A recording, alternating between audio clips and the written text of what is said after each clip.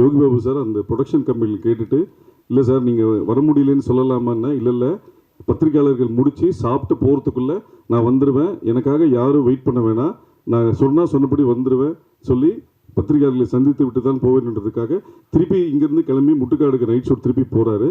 அதனால் நண்பர்கள் வந்து இப்போ யோகி பாபு சார் வரல, எங்களை வெயிட் பண்ண வச்சுட்டாருன்ற மாதிரி யாரும் தயவு செஞ்சு நினைக்க வேணாம். தவிர்க்க முடியாத சூழல்ன்றதுனால இது கண்டிப்பாக முதன்மை வேடத்தில் நடித்திருப்பதால் நான் மிஸ் பண்ணக்கூடாது. கண்டிப்பாக ஊடக நண்பர்களை சந்திப்பேன். என் வளர்ச்சிக்கு ஒவ்வொரு காலகட்டத்திலும் ஊடக நண்பர்கள் தான் முக்கியம். அதுக்கு மதிப்பு கொடுக்கும் வகையில் என்றென்றும் நான் ஊடக நண்பர்களுடன் நிற்பேன் என்று வந்துட்டு திருப்பி முட்டுக்காடு போகிறதுக்காக வந்திருக்கார் இப்போது யோகி பாபு அவர்கள்.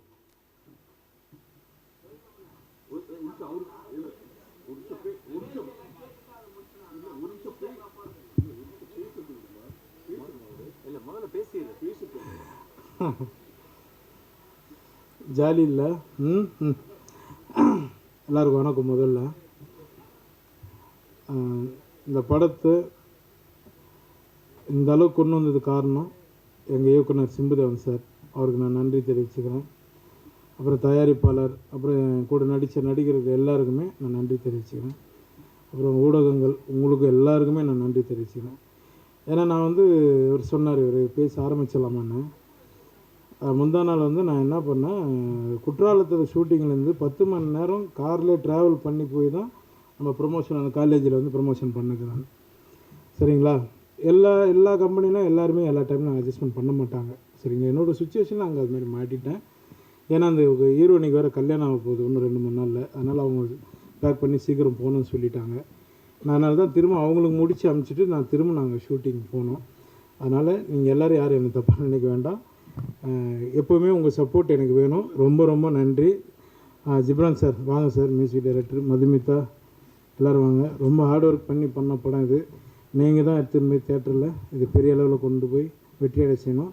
ரொம்ப ரொம்ப நன்றிங்க. எல்லோரும் ரொம்ப நன்றி. மன்னிச்சிருங்க இதை லேட்டாக இருந்தால் ரொம்ப சாரிங்க. தேங்க்யூ.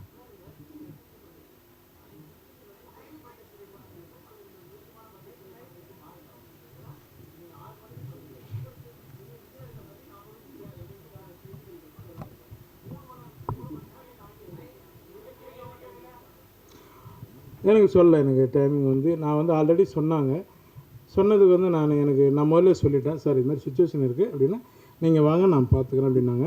இன்னொன்று எல்லா சிக்னலுக்கும் நான் போய் கேட்க முடியாது இல்லைங்களா, ஒரு டிராஃபிக்லேயும் போய் நான் வர முடியாது இல்லையா, நான் காரில் தானே வரேன்.